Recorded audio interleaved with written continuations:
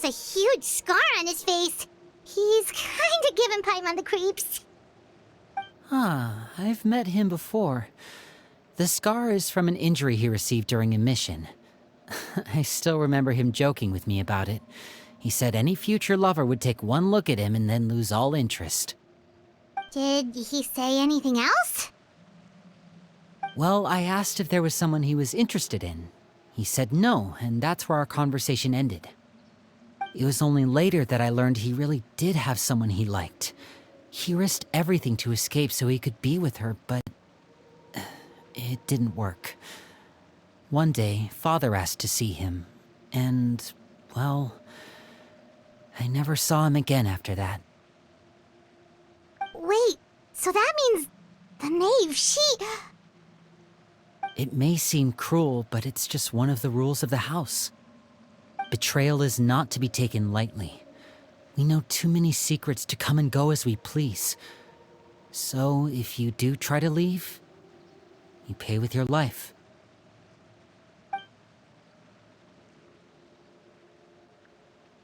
Her name's not here, huh? Well, that's not too surprising. It doesn't seem like this list is complete. It only contains records dating back around 5 years. Let's shift our attention then. Fremine, were you able to find anything out? Fremine. Sorry. I was thinking about something. I managed to talk to quite a few people, but I couldn't help but notice that the atmosphere in the house was a little... strange. Strange? Yeah, I mean, I know there have been arguments in the past, times when people haven't gotten along. Chaplot and Filiol are a good example of that. Oh, those are two of the people that we met while delivering supplies. Paimon can see how they might not get along. They had very different vibes, and their, interests seem to be pretty different as well. That's to be expected, actually. Father brought us all here, shared her knowledge with us, taught us how to fight. That's one thing we all share. But that's also where the similarities end. Not all of us feel the same desire to stay here. As members of the House of the Hearth, we're also considered part of the Fatui. And to a lot of people, that's an identity they never asked for. Certain members get older and realize they want something else for themselves. But considering the rules of the house, most people would never say that out loud. People like Chaplot and Foltz are loyal to Father and her vision. They're proud to be part of the Fatui. Filiol and Nantoy, on the other hand, well, they aren't quite as enthusiastic. These kinds of conflicts have always been there. It's not like Father is in the dark about any of this. Well, that's true. But it just feels like things have gotten worse lately. Filiol and the others, it seemed like they were meeting in secret to talk about something. I can't say for sure, but I think they've met Clairvy. You think she's been inciting them to act out? No, not exactly. But I wouldn't be surprised if she said something to them about the darkness in the house and how deep it runs. She's told me about it before. Experiments being run on children. People being used as pawns on the battlefield without so much as the strength to survive. And they just believed all that? Without any evidence? Clairvy's words probably gave them the excuse they were looking for. Whether they actually believe them to be true is secondary. This is all because of Project Stuja, isn't it? Whoa. Hold on a second. What's this Project Stuja all about, huh? This is the second time it's come up now. Sorry, but I'm not sure of the details either. I only know what Father has told us, which is that it's something the Rooster and Regrader have been working on together. Apparently, it has to do with the Fatui's strategic plan for the future. Because the House of the Hearth was so successful in obtaining the Gnosis, we now have the honor of playing a key role in Project Stuja. Wait, but isn't that a good thing? Key role is just another way of saying dangerous role. To us, the whole thing is an inconvenience. Father thinks so too, but she's in no position to refuse. Their plan isn't exactly unreasonable, and they've been funneling the house a lot of funding. It's just that we'll lose a lot of members in the process. Participating in the plan, it's an honor in name only. What they're really trying to do is subdue us. The existence of an intelligence organization outside their control makes them feel uneasy.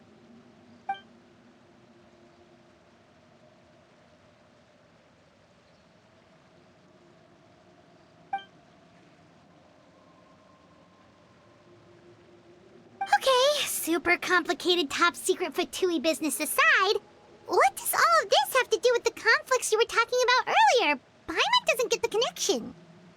External pressure has a way of exacerbating internal strife. You can't overlook the power of fear either. People are afraid of dying, and that fear is often the impetus for a lot of stupid decisions. I thought resolving the Clairvy situation would make everything go back to normal. But it looks like things are more complicated than I thought. If we leave Filiol and the others to their own devices, sooner or later, Father will be forced to take action. We can only focus on one situation at a time, brother. You're right. Even if we confront Filiol and the others, it won't do any good. It might even make matters worse. We should focus on Clairvy for now. Well, it's getting late. We should head back and get some rest. We'll try again first thing tomorrow. Lynette, you stick with me this time. Fremine, keep a close eye on Filiol and the others. Make sure they don't do anything they'll regret.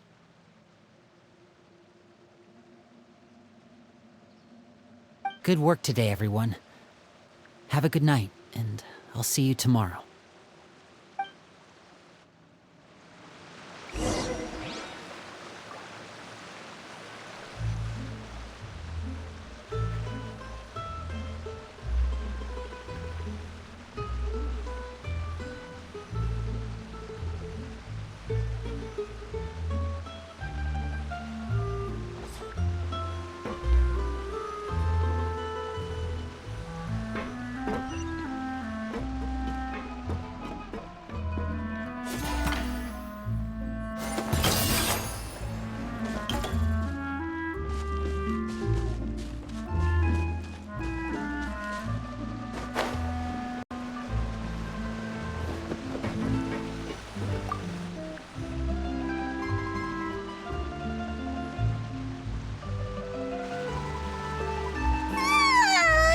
Oh, I'm always looking forward to an early night, but she can't sleep at all. Hey, you don't think the knave will be too angry with Linny and everyone if she finds out about all this, do you? She's even scary when she smiles. If she were to actually get angry... Ooh, you have to protect Paimon if that happens, okay, Traveler?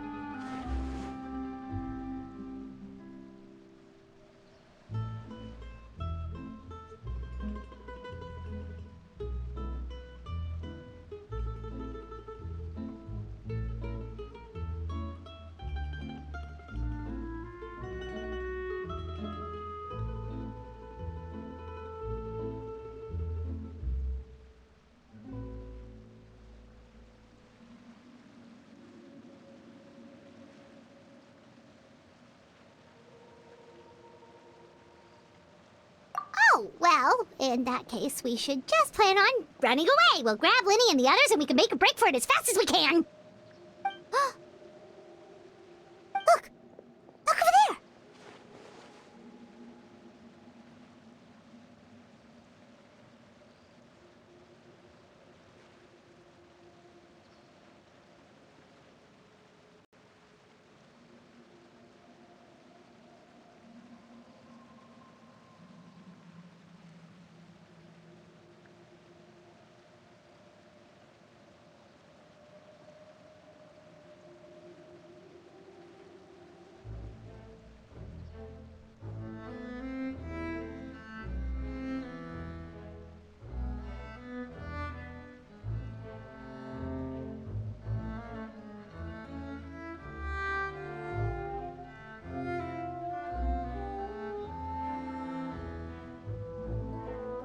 Quick, let's catch up with her before anyone sees!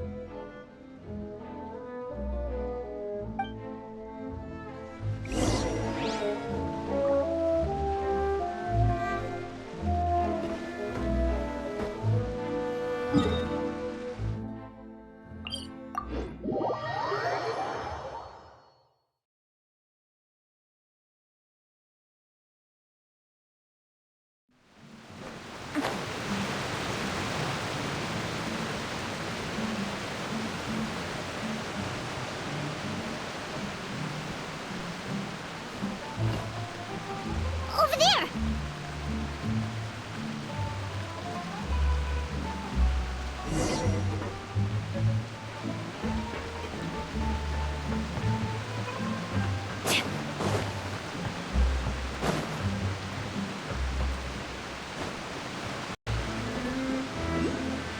Oh, where is she going? Oh, if someone sees her, we're toast!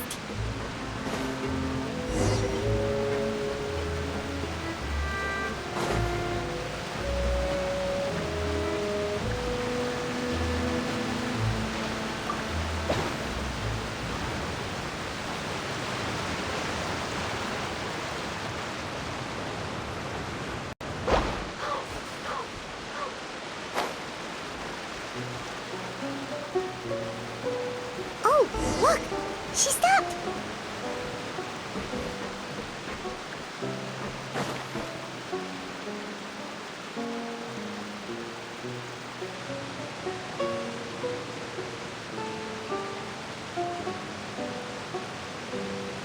Clearvy! Shh! I opened the window while no one was looking. Look how pretty the outside is.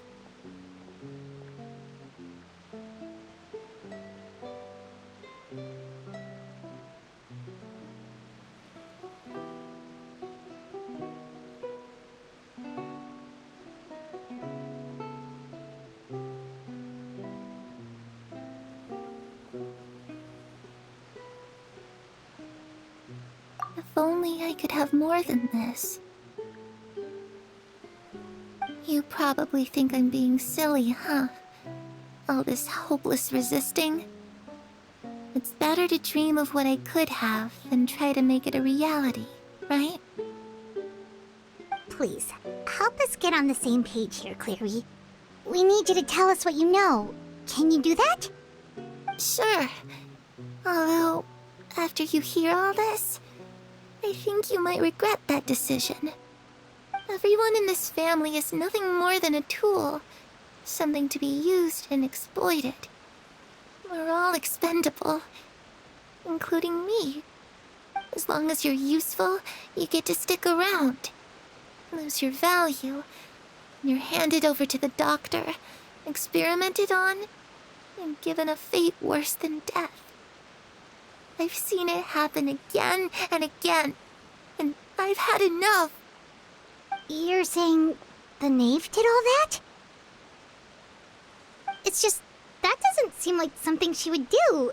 She's scary and all, but it seems like even she has lines she wouldn't cross. I knew you wouldn't believe me. Everyone thinks she's a good person. They all think of her like a real mother. Mother? But she doesn't deserve that title. She's disgraced it and tarnished it. And if I had things my way, I'd never see her again. If only Perry were here, she'd understand. Perry?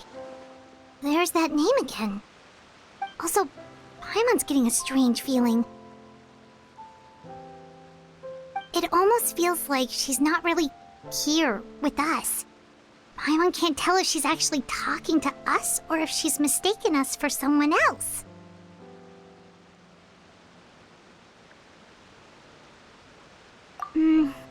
Well, in any case, it seems like she really needs someone to talk to. We should keep her company for a little longer. She looks so young, but it seems like she's been through a lot. It's getting windy. I should close the window. Ooh, look at the moon. Isn't it pretty? Hey, Wanna hear a secret?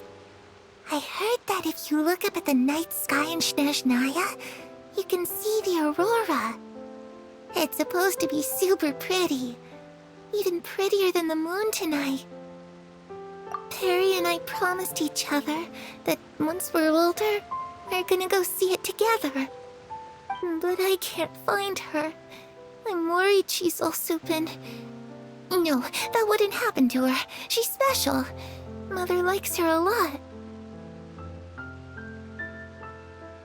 I should really go talk to Mother, but we just fought.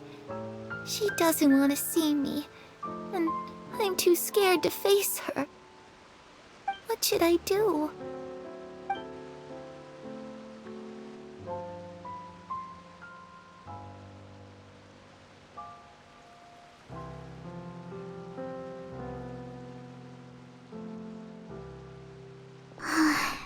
Paimon really doesn't understand what's going on with her. Well, let's head back. We've got an early morning tomorrow.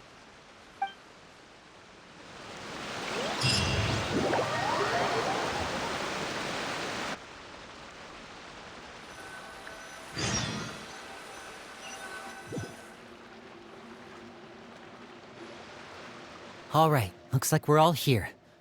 Let's go ahead with the plan. Oh? What is it? What makes you ask that? Well, we kinda ran into Clairvy last night, and that's what she told us. We met the doctor back in Sumeru. He's super dangerous, and he's done all sorts of bad things. It's possible that Father and the Doctor have had certain dealings, but I don't think Father would work with him. We're not really on the same side, so there's not a lot of trust between them. That doesn't exactly set the stage for a successful partnership. I did hear, though, that when Father first became a Harbinger, the Doctor offered to work with the House of the Hearth. Father rejected most of his proposals, except for one. It had to do with some sort of secret experiment. Secret experiment? Could that be what Clairvy was talking about? I don't think so. I don't know any details about the experiment itself, but I do know it's an entirely independent operation. The Doctor only proposed a direction for the research. That was the extent of his involvement. I still don't think that counts as working together. The details of the experiment are confidential, but complete records are kept on all participants. That doesn't seem to be the case with the situation Clairvy referred to. I know you don't agree with some of the Fatui's methods, and I'm not asking you to. But I am asking you to trust us on this. The House of the Hearth has its own principles. There are certain lines we're not willing to cross. Alright, that's good to hear at least. Clairvy seems to think the Knave and the Doctor worked together to do something horrible. If that turned out to be true, Paimon doesn't know how we would even face you guys. It's just that it doesn't seem like Clairvy is lying either. The easiest thing to do would be just ask the Knave directly, but Paimon doesn't think she'd tell us.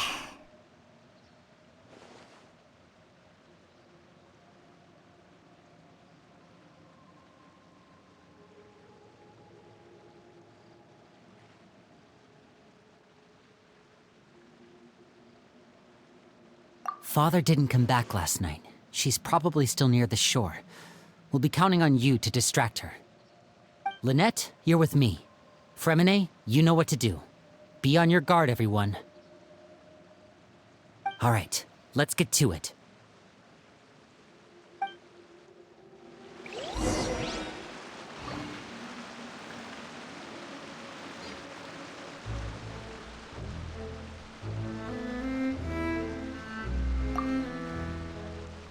Where are we going today? Let's try somewhere further away this time.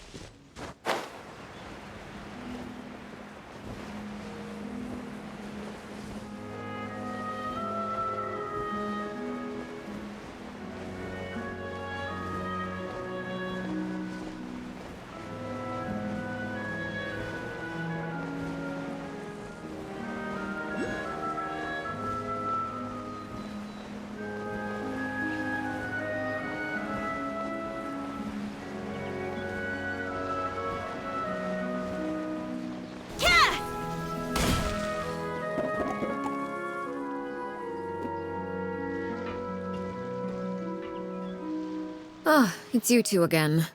I must say, you look a bit pale. Did you have trouble sleeping last night? A little.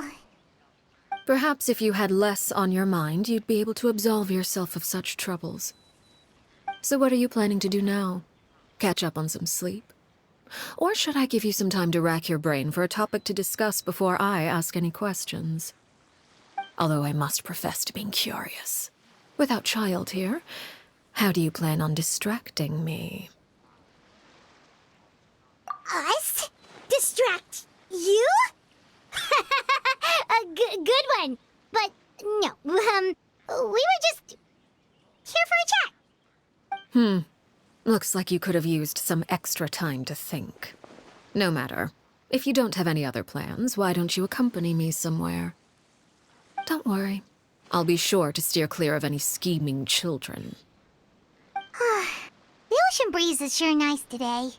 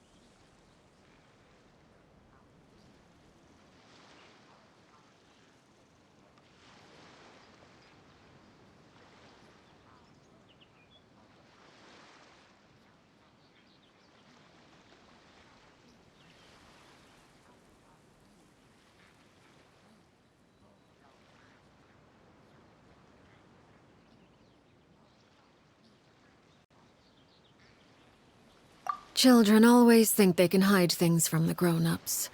But nothing gets past me. Least of all a little scheming. I think I'll let them have at it for a little longer. I can be very patient. Well, I'll leave you to think things over. If you're so inclined, meet me outside the Palais Mermonia. Good things come to children who do as they're told. So I do hope you decide to tag along. If only for your friends' sakes.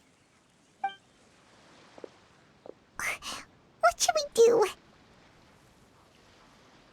She clearly knows about everything we've been doing, and Paimon doesn't think it'd be a stretch to say she was threatening us just now.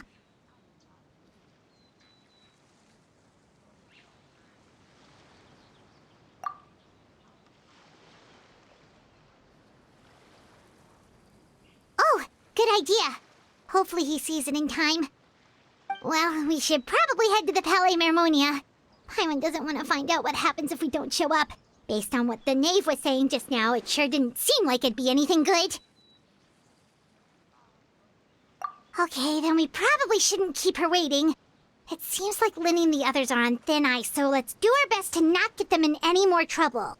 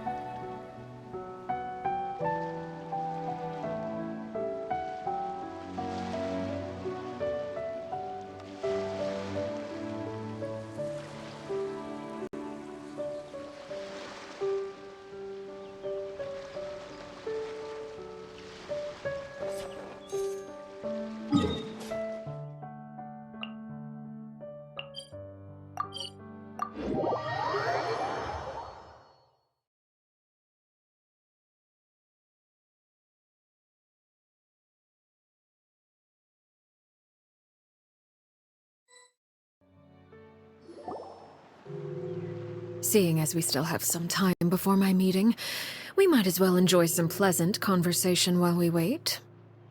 I'm glad to see you get along with my children.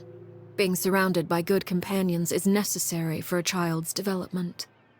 You're not planning on doing anything to them, are you? I assume you're referring to Lenny, Lynette, and Fremine. Although, there's that situation with Filial and Nentoy as well. It appears quite a few people have been acting out lately. No matter. I'm not one to discriminate. All those who betray the house meet the same fate. There are no exceptions. Does that mean you're going to kill them? Oh, are you here to beg for their lives? I'm sorry to disappoint, but the rules of the house change for no one. In my organization, everyone is responsible for their own actions. But don't you care about them at all? They really respect you. They even call you father. You must feel something for them. Any organization in which feelings come before principles is one destined for ruin. The House of the Hearth is hardly an exception. You could say our principles are more stringent than most. Perhaps I can offer you this consolation at least. As our guests, you two will not be held accountable along with them. I would imagine Linny, Lynette, and Fremine will be able to keep their lives. As for Filial, Nentoy, and the others, I'm afraid there's little I can do. They can try to escape, but once you know our secrets, there's no getting out alive. But that's awful. Ah, you seem concerned. Out of consideration for my guests, I suppose I could turn a blind eye for a little longer. If Linny and the others manage to dispose of Clairvy in the meantime, all evidence of their wrongdoing will be lost. In that case, I could hardly punish them for something I couldn't prove. If their efforts are unsuccessful, on the other hand, all will be held accountable, and the punishment will be severe.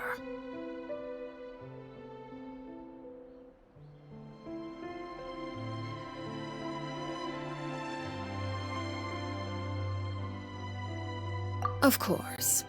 Oh, and here, I believe this belongs to you. Do try and keep better track of it next time. It takes a considerable amount of time to train a bird like this. It would be such a pity if you were to lose it. Permanently. Wait, where did you get that? Well, I'm afraid that's all the time we have to chat. Now, for the matter at hand.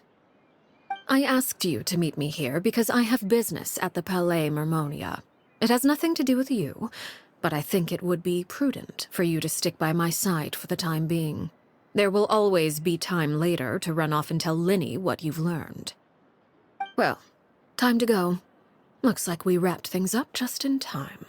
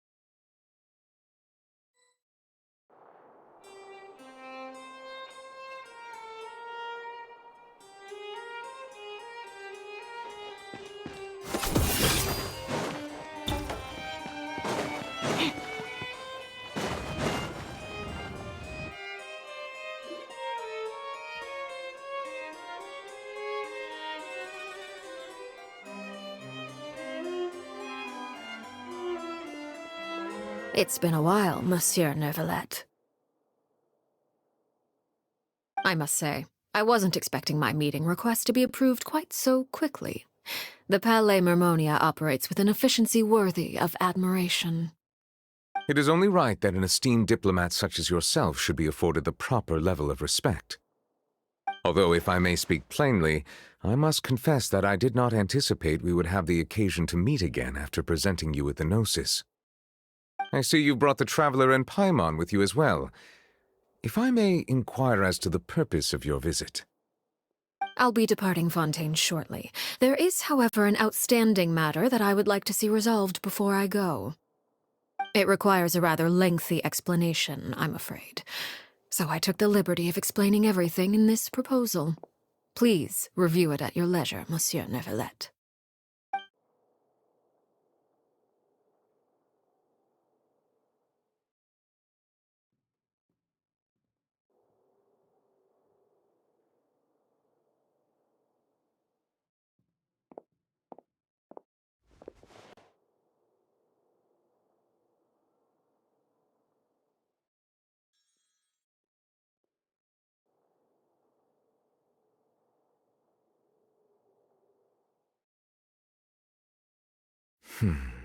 I understand your request.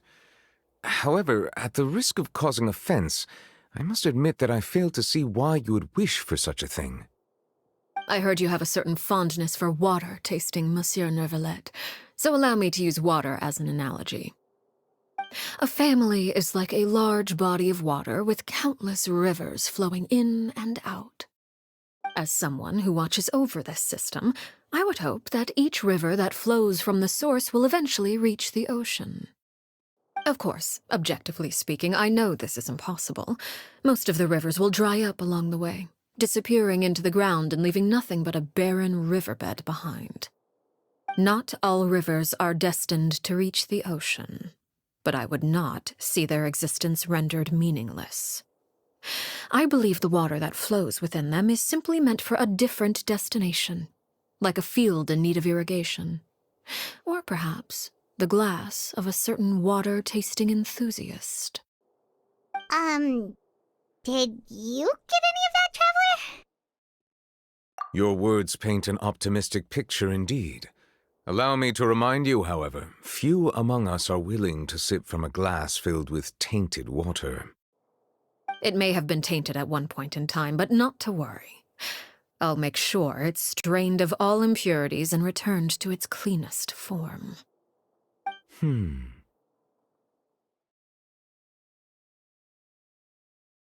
I seem to recall there being a transactional aspect to your proposal.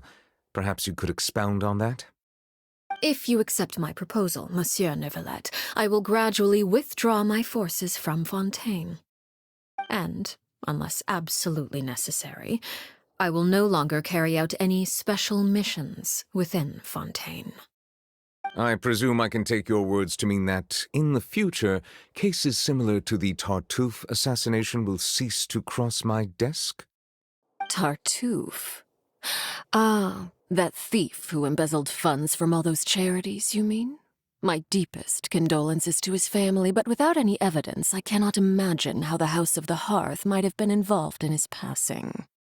Of course, if you accept my proposal, Monsieur Neuvillette, I'm sure certain measures could be taken to reduce the frequency of such troubles. You choose your words carefully indeed. In that case, I am inclined to accept your proposal. My thanks for your generosity, Monsieur Neuvillette. Well, with that settled, we should be going now. I took the liberty of bringing along 2 bottles of spring water from Snezhnaya for you to enjoy. I do hope I get the chance to hear your impressions. Perhaps at our next meeting, yes? Indeed. I trust you would not overlook your commitment in the meantime. All right, Traveler Paimon. Time to go.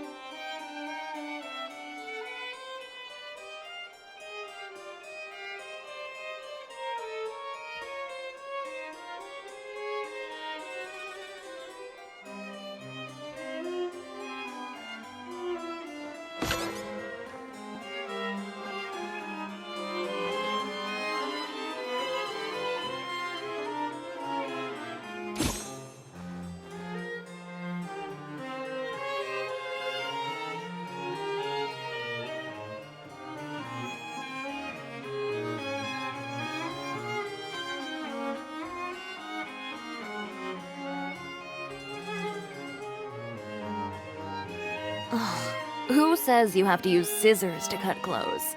Leave those rigid rules behind. I much prefer using my own cutting tools.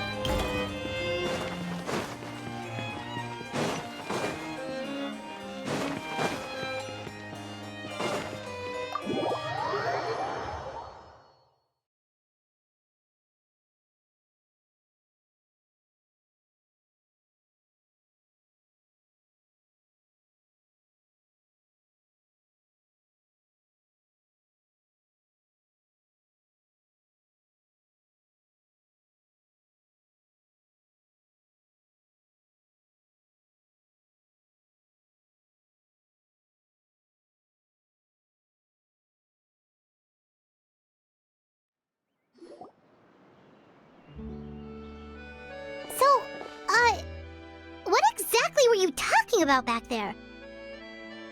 Paimon only heard you mention some rivers, a large body of water, and then some kind of irrigation scheme.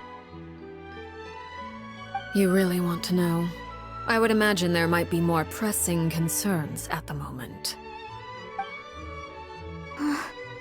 Winnie, Paimon really hopes everything's going okay.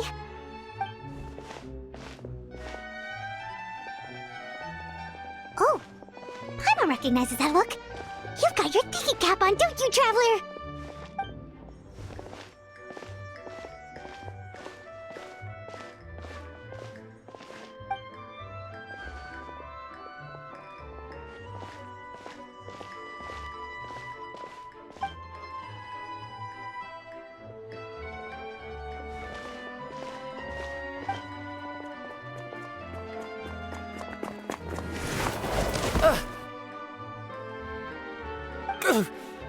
Oh, shoot. Are you alright? Oh, jeez. I'm so sorry. I was so focused on selling these papers, I wasn't looking where I was going.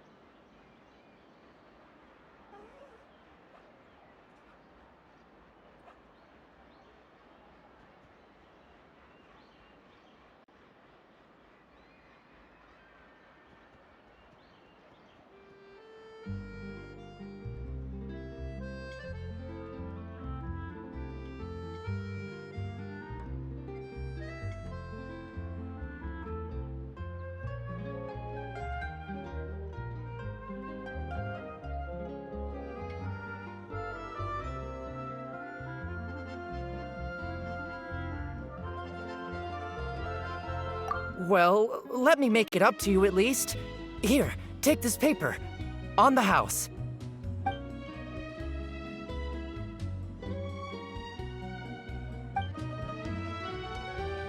Oh, you don't have to give us anything. Please, I want to. It's not like I'm short on supply. All the extras will be useless come tomorrow anyway. It's my fault, really. I was just trying to bring home some extra mora for the family, but I bit off more than I can chew. I haven't had many takers today, so I'm still swimming in papers. What's going on here? Nothing much. I just ran into your friend here on accident. I should probably get going, actually, so... Hold on. Of course, I'm happy to compensate you with mora, it's just... I don't have any on me at the moment. I'll take 3 papers. Here, your payment. Oh! Thank you for your patronage. May the Archons bless you with good fortune. If only I had the chance to run into such generous customers every day. I should probably just take on a smaller inventory though, right? I'm getting married soon, so sometimes it's hard to not get ahead of myself. Anyway, I should head out. Goodbye! Well, now that my affairs are settled, we should take the boat back to Poisson. We've even acquired some light reading to enjoy along the way. Actually, why don't we stick around for a little longer? Paimon just realized how hungry she is. She can't head back to Poisson on an empty stomach.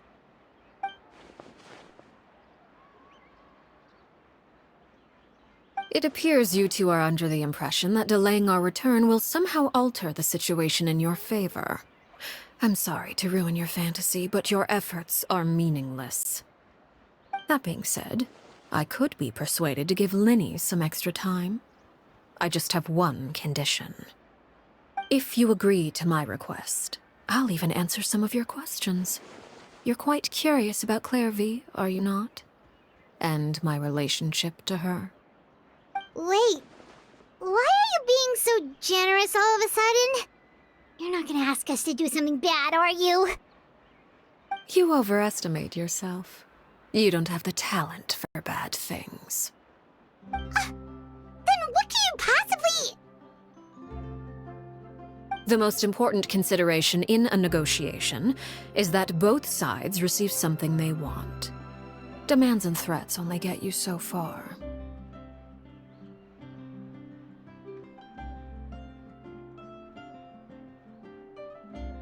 Wonderful. Here it is. When the time comes, make the choice that you deem most appropriate in the situation, and lend your help to the House of the Hearth. Okay, sounds normal enough. But what do you mean, when the time comes? When is that supposed to be? That is for you to decide.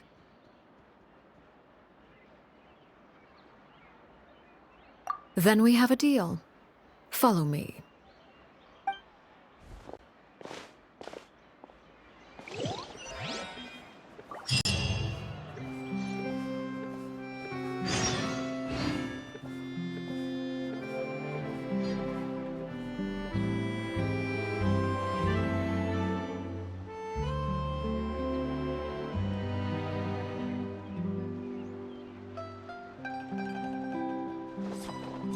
Welcome to Palais Mermoni.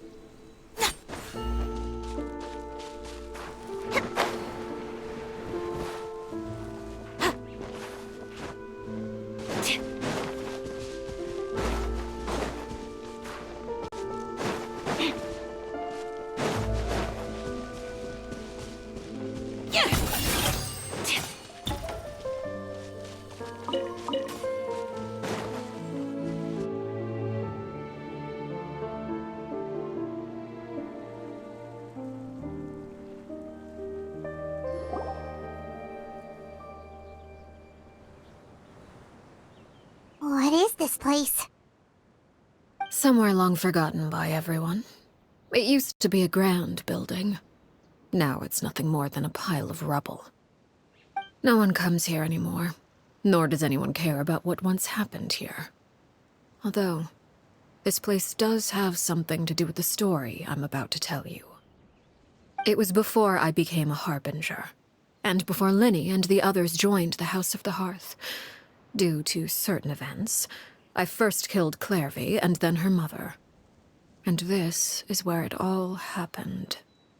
You were the one that killed Clairvy?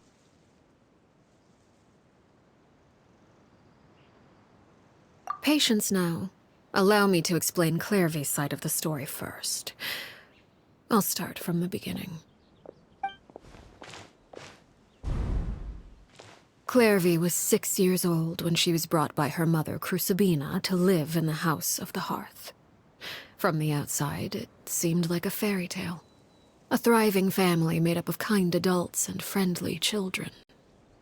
Crucibina was the knave at that time, and the House of the Hearth was under her control. She was Clairvy's mother by blood, but she was also the mother to all the children in the house. Clairvy was happy here, for a time. But she quickly realized that being part of this family wasn't a fairy tale at all. It was a kind of purgatory. Purgatory? Exactly. The House of the Hearth takes in war orphans from all over Tevat. But as for how to raise them, that depends entirely on the person in charge. Crucibina came up with a novel idea. She would teach the children to fight, force them to duel each other, and then crown as the king of the house the child who proved themselves most worthy of inheriting her title. It's difficult to estimate the number of children who died or were maimed in the process. There's little I can say about the ones who died.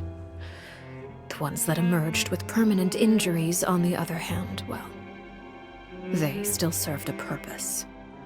They would be handed over to the doctor to be experimented on, or sent away on dangerous missions. Nothing more than tools to be used and then discarded. So those were the experiments Clairvy was talking about. But what actually happened to her? You said that Clairvy was Crucibina's daughter, so if Clairvy tried to convince her to stop what she was doing, Crucibina probably would have listened, right? Despite being Clairvy's mother, Crucibina cared little for her daughter. She forced Clairvy to join the House of the Hearth only as a means to demonstrate her own impartiality as a mother, to prove that she treated all her children equally. Clairvy did try to convince her mother to change her ways, but it was to no avail. After her efforts failed, the only other option was to rise up and try to fight back. Unfortunately, the other children had already been thoroughly indoctrinated into the illusion of happiness Crucibina had created. Of course, there was one exception. Someone Clairvy's age who knew the truth about the House of the Hearth. Her name was Peruere. Wait, the friend that Clairvy mentioned? Friend, huh? I suppose we can call her that for now. Clairvy was a cheerful and passionate person with a tenacious spirit. Peruere, on the other hand, was rather cold-blooded. Her cold-blooded nature allowed her to see through Crucibina's facade. Yet, it was also this cold-bloodedness that prevented her from acting against it. At least at first. While Clairvy longed for freedom, Peruere was convinced that, amid all the fighting and violence, she would make it until the end. Despite their differences, the two became fast friends, united by their knowledge of the truth. Clairvy told Peruere that she hoped to create a real family, where no one would be killed or sacrificed. There may have been a certain naivete to her ideas, but Clairvy proved her determination many times over. She tried countless times to run away, ask for help, or expose the truth. But her efforts only earned her beating after beating. The only thing that kept her going was her strength of will. Even with her body racked with pain, she would still stand on her tiptoes and open the window at night. She and Perouer would look out at the moon together, a fierce longing for freedom shining in her eyes. But one day that light simply vanished. Oh no. What happened? Her hopelessness resulted from a culmination of things. 10 years had passed. 10 years worth of failure after failure. She and Perouer weren't children anymore, but finding any chance to escape still seemed as hopeless as ever. It was during this time that Perouer suggested a new plan. If escaping was out of the question, why not take down the very person sitting on top of this throne of lies? Mother herself. Clairvy rejected that proposal. She claimed that, as a famous harbinger, Crucibina possessed an unimaginable amount of power. Trying to kill her would have an incredibly low chance of success. Clairvy never gave another reason, but Perouer could see it written all over her face. Clairvy still thought of Crucibina as her mother. Killing her own flesh and blood was a line she couldn't bring herself to cross. If she couldn't escape and fight back, then only one option remained. Precisely. Death was the only way that she felt she could be free. It happened during a duel. When she arrived at the dueling ring that day, her partner turned out to be none other than Perouer, the very person that had stood by her side all those years. It was a fierce battle. But ultimately, Clairvy decided to let Perouer end her life. From that moment on, Perouer's journey was one written in flames. When the rain finally came and washed it all away, there she stood, the sole victor in Mother's endless game of slaughter. A trail of corpses strewn across her path to success. It was the very result she had predicted 10 years prior. Even then, she believed she would make it until the end. She wasn't surprised by the fact that she emerged as Mother's undisputed heir. Rather, her success left her with an inexplicable sense of restlessness. She was unsettled, and there was only one thing that could quell that sensation. Perhaps you two would like to take a guess as to what it was?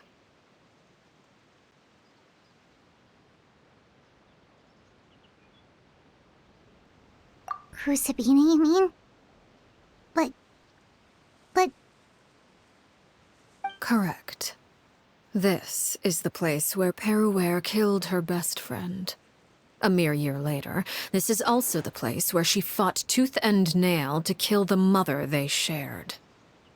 The moment she acted, any conception of what was right or wrong ceased to matter.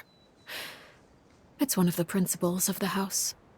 Only those who survive get to write the rules. Perouer won the battle, and became a harbinger herself. After which Her Majesty, the Tsaritsa, bestowed upon her a new name. Arlecchino. So the Perry Clairvy was talking about... It was you all along. You're Perouer. Arlecchino is just a name you got later.